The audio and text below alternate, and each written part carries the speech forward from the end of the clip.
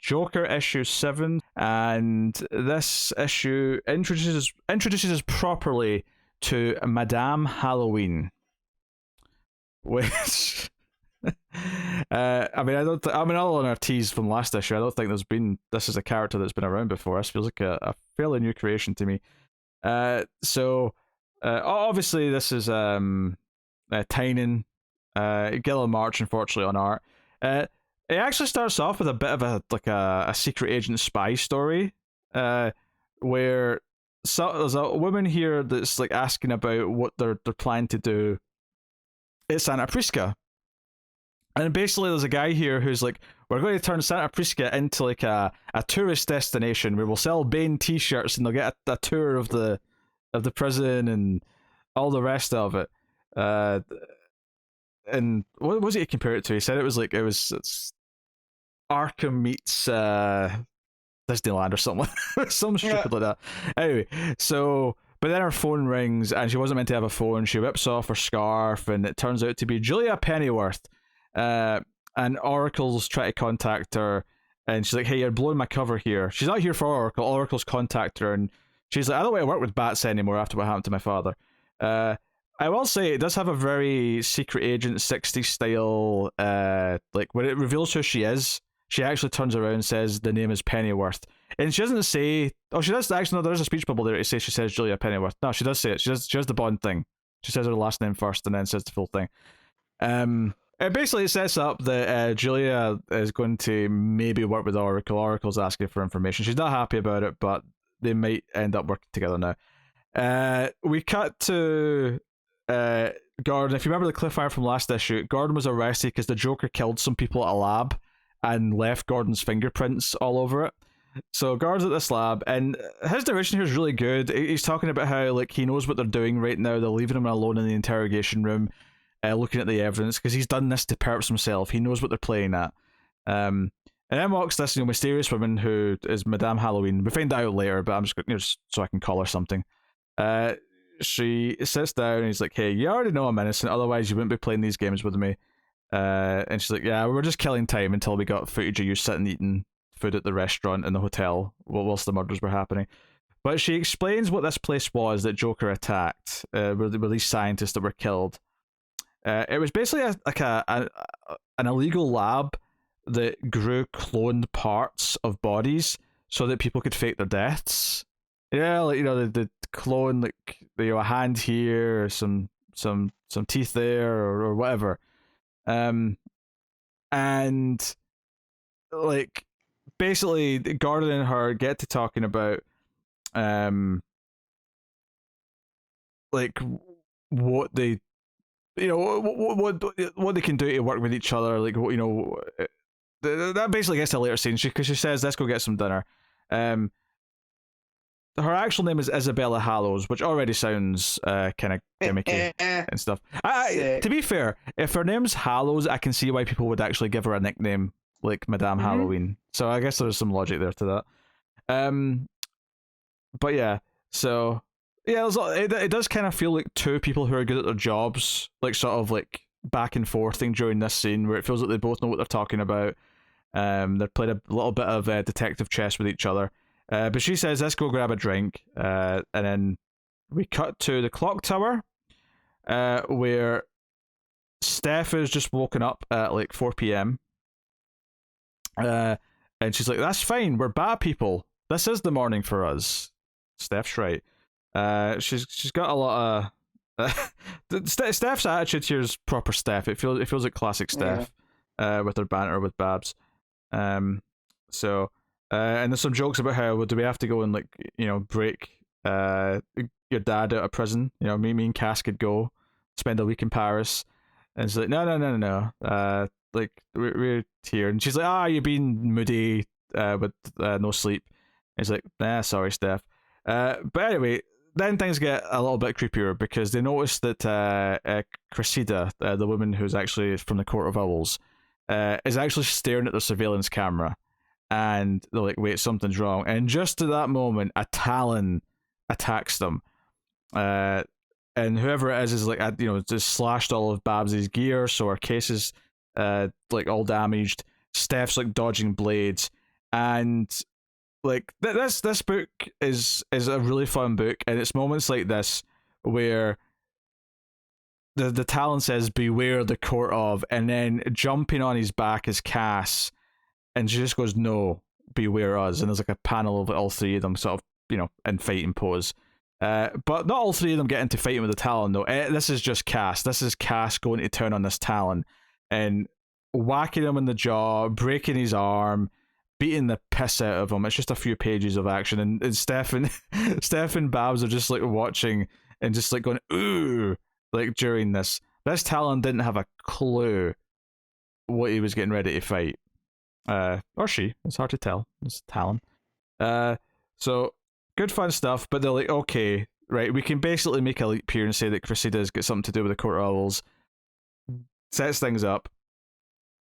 We're going to have to keep an eye on this and see where things goes. But then we go back to Gordon. We go back to Gordon and Madame Halloween.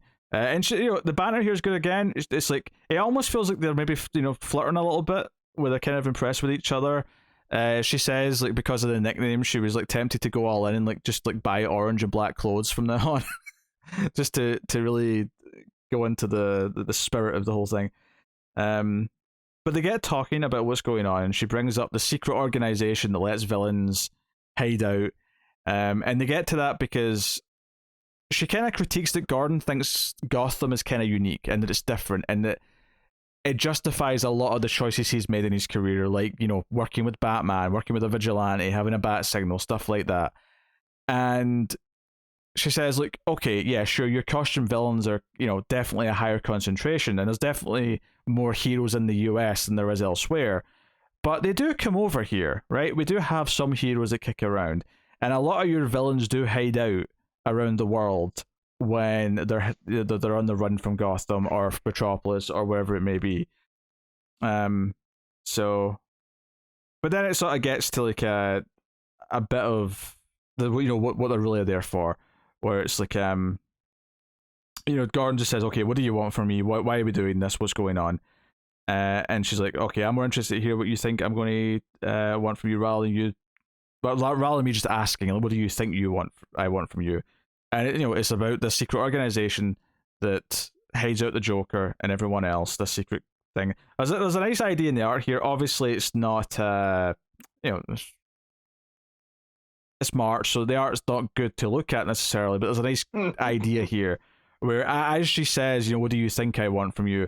The reflection of Gordon is in her glass of wine, but it looks like he's like in the wine itself, like sticking out of it, and it's kind of like he's like caught in this tide, and like he's caught up in all this stuff going on. Yeah, it's just a nice visual idea, even if it's not expertly done. Also, her reflections in his glasses for a lot of this scene as well. But yeah, he talks about the villains crossing into Europe and other parts of the world, being hidden by the secret organization. And basically, she wants onto this organization. She wants to take them down. And she's like, hey, you do that, we'll give you the Joker. You can take him back home. And Gordon's like, intense close up. And what if I'm not here to bring him home?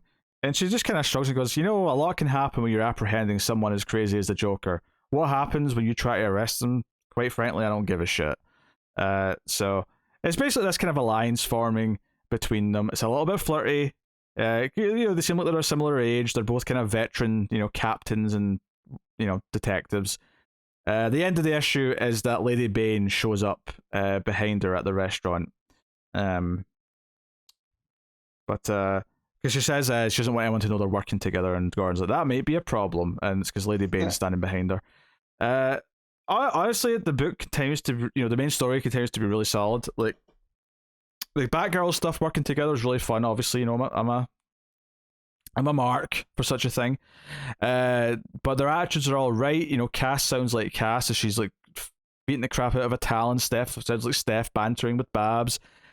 And in the main story, like, Gordon, because this is a Gordon book, it's not a Joker, but Joker, the only time you see Joker in this entire book is when they're talking about him attacking the lab. There's a couple of panels of it, and that's it. Like, Joker is the boogeyman in this book. He is not a main character. But him kind of like, doing the quid pro with like a like a contemporary person of a similar skill set is really interesting. Possible flirtations part of it notwithstanding, it doesn't really matter. It's just like this kind of feels like, oh, he's kind of like combating someone who is kind of like him. It's like he's bouncing off of a mirror, and because so much of this book is about him deciding if he should go through with something that he doesn't, in the past has never believed he should go through with, but now he's contemplating it. The idea that he's bouncing off someone that's a lot like him to make him reflect upon himself and his own choices is just smart storytelling. So good stuff. I'm really into the main story. I'm only, I can't go higher than a 7 because the art's just, it's Gillen March. I can't go higher than a 7. I just can't, even if I think it deserves it based on the writing. The backup story, I'm losing patience with a bit. It's like I'm not super into the art, which is Sweeney Boo. Sweeney Todd's cousin. Yeah, Sweeney Todd's cousin, Sweeney Boo. Likes to just jump out and yell boo at people. But this is a Tynion, but with Sam Johns. Presumably Sam Johns is the one scripting. And there's some fun stuff here, I guess, with Orca, who maybe lets Harper get away. Harper's in the prison, and what's her face? Punchline and her gang are trying to like track her down and find her. And Orca kind of like sees her in the locker she's hiding in, and then kind of like punches it to like give her a hole in the wall to escape. But like, there's not a lot of the story each time, and some of it just like there's just not enough to be satisfied from it. I don't think. You combine that with the big anime eyes in the art that I'm not super into.